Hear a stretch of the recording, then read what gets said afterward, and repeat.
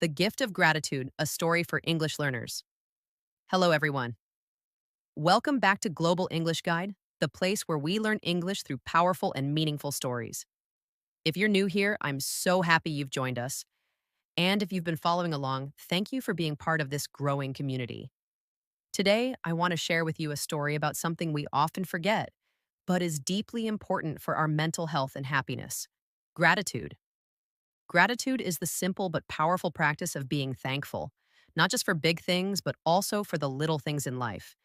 So sit back, listen carefully, and let's begin our story. Story: Daniel's two notebooks. Daniel was a young man who lived in a busy city.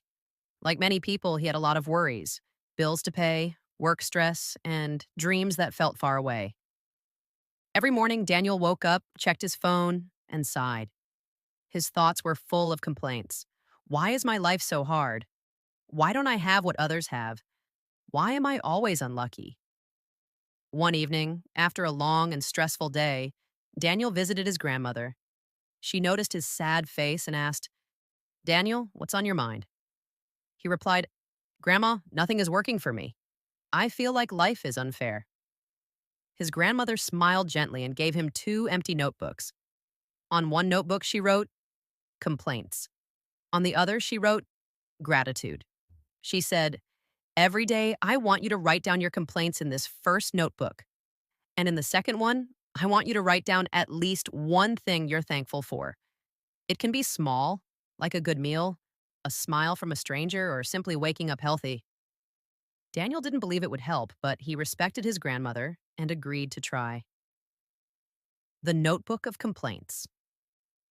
On the first day, Daniel wrote, "My boss is rude. I'm tired of traffic. I don't have enough money." The list went on and on. The complaint notebook filled up quickly. Reading it back made him feel even heavier, as if each word added a stone to his backpack. The Notebook of Gratitude. Then he opened the gratitude notebook. At first, he struggled. He thought, what am I thankful for? After a long pause, he wrote, "I had a warm dinner today. It felt strange, almost too simple." The next day, he added, "My friend called me. The bus driver waited for me when I was late." Day by day, his list grew longer. The notebook of gratitude filled more slowly than the complaint one. But every time he read it, something surprising happened. He felt lighter. The change in perspective weeks passed. Daniel noticed something unusual. The more he wrote in the gratitude notebook, the fewer complaints he had. When he faced traffic, instead of saying, "This is terrible," he wrote, "I have a car that takes me to work." When his boss shouted, instead of feeling only anger, he wrote, "I still have a job that pays my bills." Gratitude didn't erase his problems, but it changed the way he saw them. The same situations looked different because he was focusing on the hidden gifts inside them. The lesson of balance. One day, Daniel brought both notebooks back to his grandmother. He said, "Grandma, I think I understand now. Life has both complaints and gratitude, but whichever notebook I write in more, that becomes my reality."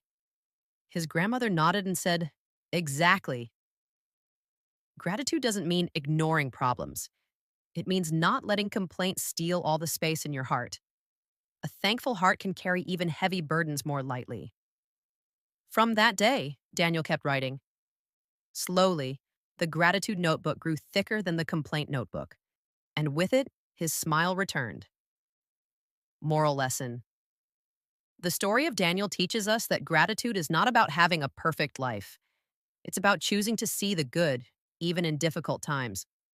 Just like Daniel, we all carry two notebooks in our minds. Now, one for complaints, one for gratitude.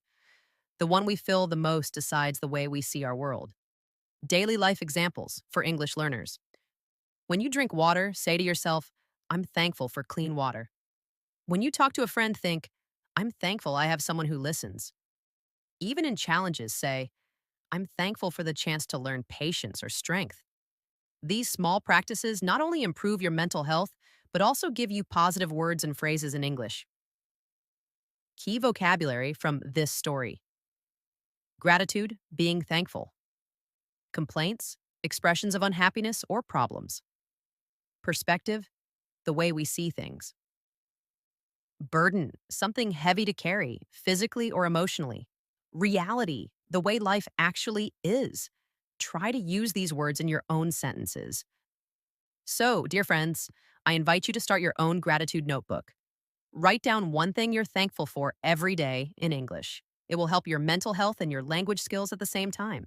And if you enjoyed this story, don't forget to subscribe to Global English Guide. Thank you.